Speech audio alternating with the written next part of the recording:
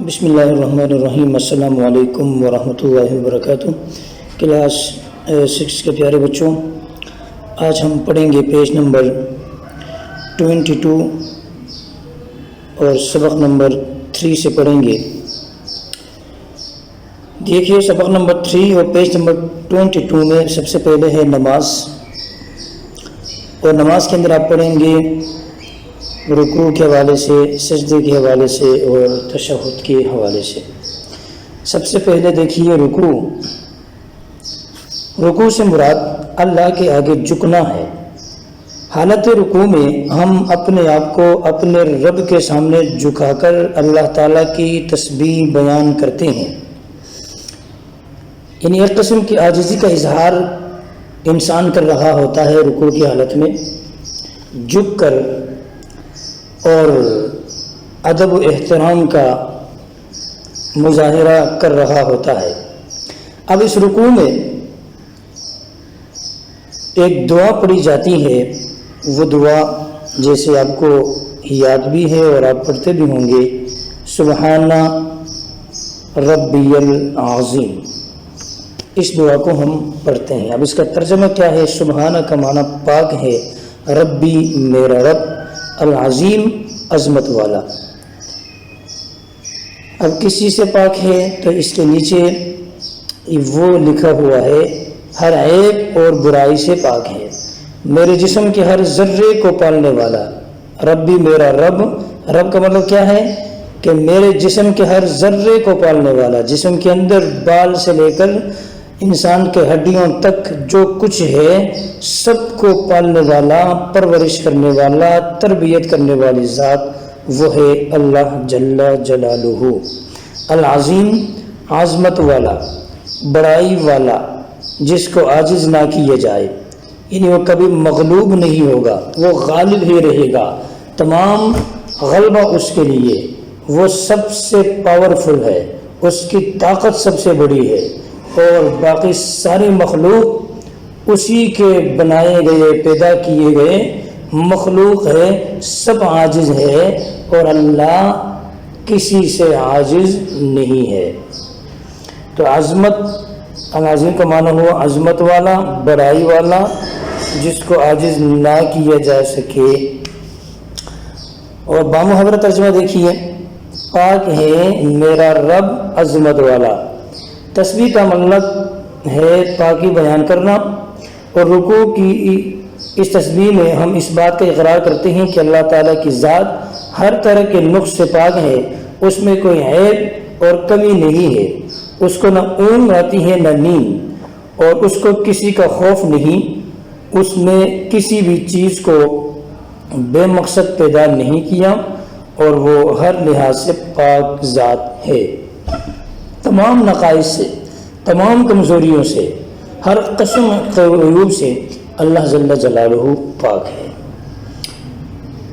اور دوسری چیز ہے، یہاں سے دیکھیے رکوع سے اٹھتے وقت، اب جب رکوع مکمل ہو جائے، اب جب آپ رکوع سے اٹھیں گے تو اس وقت ہم کیا پڑھتے ہوئے، کیا کہتے ہوئے سننا چاہیے، اٹھنا چاہیے؟ تو دیکھیے سمع اللہ لمن حمدہ، یہ کہتے ہوئے، یہ پڑھتے ہوئے رکوع سے اٹھنا چاہیے۔ سمع کا معنی سن لی، اللہ نے، اور لمن اس کی جس نے، حمدہ اس کی تعریف کی۔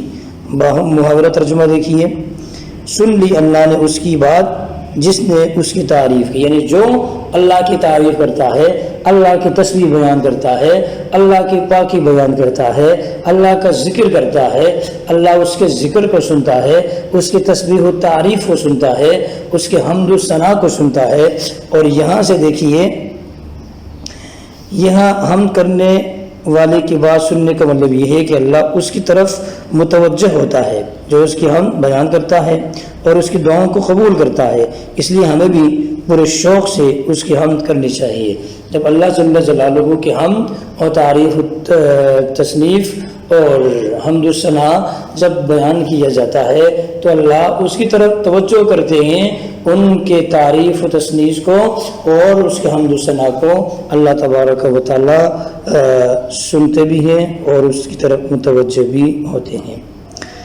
اب دیکھیے اس کے بعد ہے پیج نمبر 23، یہاں سے ہم پڑھیں گے مزید قوم کے حوالے سے اور سجدے کے حوالے سے۔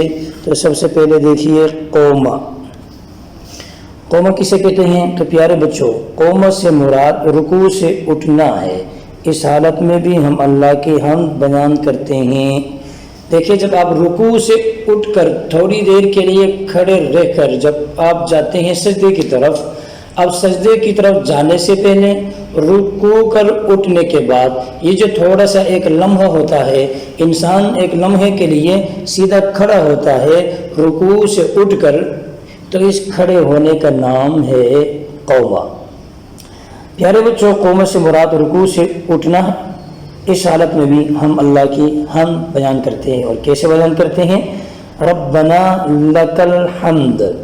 اچھا، یہاں پر ایک اور چیز ذہن میں رکھیے گا، یہ ربنا لک الحمد بھی ٹھیک ہے اور ربنا ولک الحمد بھی ٹھیک ہے، یعنی اگر آپ یہاں لک کے ساتھ واو لگا لیں تو وہ بھی ٹھیک ہے، اور بغیر واو کے پڑھے تب بھی ٹھیک ہے۔ ربنا لک الحمد، ربنا ولک الحمد، یہ دونوں ٹھیک ہے۔ تو دیکھیے، ربنا اے ہمارے رب، لکا تیرے لیے، الحمد ہر قسم کی تعریف، اے ہمارے رب تیرے لیے، تیرے ہی لیے ہر قسم کی تعریف ہے، اے میں ہمارے رب تیرے ہی لیے ہر قسم کی تعریف ہے۔ ربنا میں ایک طرح سے محبت کا اظہار ہے کہ ربنا کہتے ہوئے اس لفظ کے معنی کو ذہن میں لائیے تو خود بخود ہمارے دل سے اللہ کی تعریف اور اس کا شکر نکلے گا۔ یہاں ان الفاظ یعنی ربنا لک الحمد کا مطلب یہ ہے کہ ہمارے پیارے رب، ہر طرح کی تعریف صرف آپ ہی کے لیے ہے، کیونکہ آپ اپنی مخلوق کا ہر وقت خیال رکھتے ہیں۔ یعنی دیکھیے، ایک ذات ایسی ہے جو ہر وقت اپنے مخلوق کا وہ خیال رکھتی ہے، ان کے ضروریات کو وہ ذات پورا کرتی ہے، ہر قسم کے نعمتوں سے ان کو نوازتا ہے، اور ان کے وجود کو عدم سے وجود میں لانے والی ذات بھی وہی ہے۔ تو پھر تمام تعریفیں بھی اسی ذات کے لیے ہونی چاہیے، حمد و ثنا اور تسبیح کے لائق بھی وہی ذات ہے، ان کی تعریف کی جائے، ان کے حمد و ثنا بیان کیے جائے، ان کی فرما برداری و اطاعت کی جائے، اور انہی کے سامنے عبادت کی جائے، اور ان کے ہر حکم کو مانا جائے۔ یہ انسان کے عقل بھی یہی تقاضا کرتا ہے کہ جس ذات نے سب کچھ دیا اسی کی بات مانی جائے، اسی کی عبادت کی جائے، اور اس کی نافرمانی نہ کی جائے۔ اور اس کے بعد ہے سجدہ۔ دیکھیے، رکوع سے اٹھ کر تھوڑی دیر کے لیے کھڑے ہونے کا نام قومہ۔ قومہ سے ہم جاتے ہیں سجدے کی طرف، اور پھر یہ کے بعد دیگر 2 سجدے کرتے ہیں، اور سجدے میں جو کچھ پڑھا جاتا ہے، جو دعا پڑھی جاتی ہے، جو حمد و ثنا بیان کیا جاتا ہے اللہ جل جلالہ کی، وہ دیکھیں۔ سبحانہ کا معنی کہا گیا ربی، میرا رب، الاعلی سب سے بلند۔ دیکھیں، عالی بلند کو کہتے ہیں عالی، اور اعلیٰ زیادہ بلند، الاعلیٰ سب سے بلند۔ یہ فرق کیجئے گا، ذہن میں بٹھائیے گا۔ دیکھیں 3 لفظ ہے کہ عالی کا معنی ہے بلند، صرف بلند، ٹھیک ہے، جسے ہم کہتے ہیں اونچا، اور اعلیٰ کا معنی زیادہ بلند، اس کے اندر اس کی بلندی میں مزید اضافہ کرنا مقصود ہو تو کہا جاتا ہے کہ اعلیٰ، ٹھیک ہے۔ اور اگر اس سے مزید ایسے الفاظ استعمال کرنا ہو کہ بھئی جیسے اردو میں ہم کہتے ہیں کہ بھئی سب سے بڑا، سب سے بلند، سب سے بڑی چیز، تو یہ جو سب سے کے لفظ کا اضافہ کرنا مقصود ہو تو اس کے لیے پھر عربی میں استعمال ہوتا ہے الف لام، الاعلی۔ تو پھر الاعلی کا معنی ہوگا سب سے بلند، کہ میرا رب پاک ہے جو سب سے بلند ہے۔ اور سجدے میں ہم اس اللہ کی، یہاں سے دیکھیں میں پڑھ رہا ہوں، اس کو آپ غور سے دیکھیے گا، سجدے میں ہم اس اللہ کے سامنے زمین پر اپنا سر رکھ کر اپنی عاجزی کا اظہار کرتے ہیں، اللہ کی پاکی بیان کرتے ہیں کہ وہ سب سے بلند ہے، وہ سب سے اعلیٰ ذات ہے، تمام مخلوقات کا رب ہے، ہم اس کے عاجز بندے ہیں جو ہر کام کے لیے اپنے رب کی مدد چاہتے ہیں۔ سجدے میں ہم اللہ تعالیٰ کے سب سے زیادہ قریب ہوتے ہیں۔ بیٹا یاد رکھیے گا، انسان اللہ جل جلالہ کے قریب اس وقت ہوتا ہے جب انسان سجدے میں جاتا ہے، یعنی جب انسان سجدے میں چلا جاتا ہے تو اس وقت یہ بندہ، یہ مومن، یہ مسلمان اللہ جل جلالہ کے سب سے زیادہ قریب ہوتا ہے۔ تو دیکھیے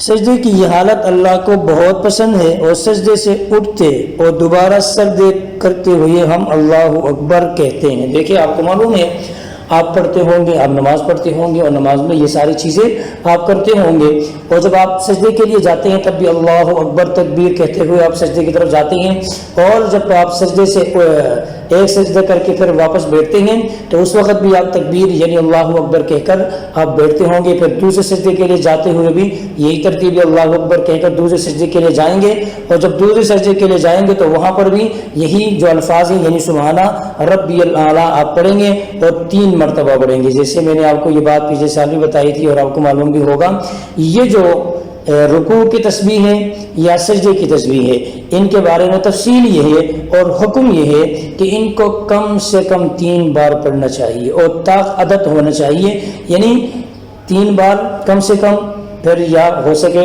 ٹائم ہو اور زیادہ لمبا کرنا کوئی چاہے تو 5 بار، اس سے زیادہ کرنا چاہے 7 بار، اس سے زیادہ کوئی پڑھنا چاہے تو 9، اور اس سے زیادہ کوئی پڑھنا چاہے 11 الی آخری ہی۔ انسان جتنا پڑھنا چاہے پڑھ سکتا ہے، لیکن عدد کم سے کم 3 ہو، اور زیادہ سے زیادہ اس کی کوئی حد نہیں، لیکن بہتر یہ ہے کہ طاق عدد ہو۔ اور اس کے بعد ہے بیٹا قاعدہ، سجدوں کے بعد زمین پر 2 زانو ہو کر بیٹھنا قاعدہ کہلاتا ہے، اور دونوں سجدوں کے درمیان بیٹھنے کو جلسہ کہتے ہیں۔ دیکھیں جب آپ سجدہ کرتے ہیں اور سجدہ کر کے اتحیات کے شکل میں آپ بیٹھتے ہیں، اس بیٹھنے کا نام ہے قاعدہ، اس بیٹھنے کا نام کیا ہے؟ قاعدہ۔ اور ایک سجدہ کر کے آپ تھوڑی دیر کے لیے بیٹھتے ہیں، اور اس بیٹھنے کے بعد پھر دوسری سجدے کے لیے آپ چلے جاتے ہیں۔ اب 2 سجدوں کے درمیان جو آپ بیٹھتے ہیں، اس بیٹھنے کا نام ہے جلسہ۔ کیا نام ہے؟ جلسہ۔ اس کو آپ نے ذہن میں بٹھانا ہے، اور ایسے نہ ہو کہ آپ سے یہ چیزیں بھول جائے۔ اگلا پیج ہے پیج نمبر 24۔ یہاں پر تشہد کے متعلق آپ پڑھیں گے۔ تشہد کا مطلب ہوتا ہے گواہی دینا، اور یہ تشہد نام ہے اتحیات کا۔ دیکھیں اگر آپ سے کوئی پوچھے اور کوئی یہ کہیں کہ بیٹا تشہد پڑھو، تو آپ کو کنفیوز ہونے کی ضرورت نہیں ہے، آپ کو سوچنے کی ضرورت نہیں ہے، یہ بات آپ کے ذہن میں ہونی چاہیے۔ یہ تشہد نام ہے اتحیات کا، تشہد نام ہے اتحیات کا۔ دیکھیے تشہد ایک اہم دعا ہے جو ہم ہر نماز پہ پڑھتے ہیں، اور اس دعا میں ہم اللہ تعالیٰ کے سامنے تمام عبادتیں پیش کرتے ہیں، اور پیارے نبی صلی اللہ علیہ وآلہ وسلم پر درود و سلام بھیجتے ہیں، اپنے اور اللہ کے نیک بندوں کے لیے سلامتی کی دعا کرتے ہیں، اور کلمہ توحید اور رسالت کا اقرار کرتے ہیں۔ اب اتحیات کے یہ کچھ جملے ہیں، میں آپ کے سامنے ان کا ترجمہ کرتا ہوں، غور سے اور توجہ سے اب نے سننا ہے۔ دیکھیے یہاں سے اتحیات سبھی قولی عبادتیں، قولی عبادت سے مراد وہ عبادتیں جو زبانی کی جاتی ہیں، جیسے قرآن کی تلاوت ہے، ذکر ہے، اور اللہ جل جلالہ کی تعریف ہے، حمد و ثنا بیان کرنا ہے، تسبیح بیان، یہ سارے قولی عبادتیں۔ قول زبان کو کہتے، قول وہ چیزیں یا وہ باتیں جو زبان سے کی جاتی ہے، تو قولی عبادت سے مراد زبانی عبادت ہے۔ للہ اللہ ہی کے لیے ہے۔ والصلوات اور سبھی بدنی عبادتیں، وہ عبادتیں جن کے ادا کرتے ہوئے تمام بدن کا استعمال ہوتا ہو، ان عبادات کو بدنی عبادات کہا جاتا ہے، جیسے نماز ہے، جیسے روزہ ہے، جیسے حج ہے وغیرہ۔ اور والطیبات اور سبھی مالی عبادتیں بھی اسی کے لیے ہے۔ اب مالی عبادت سے کیا مراد ہے؟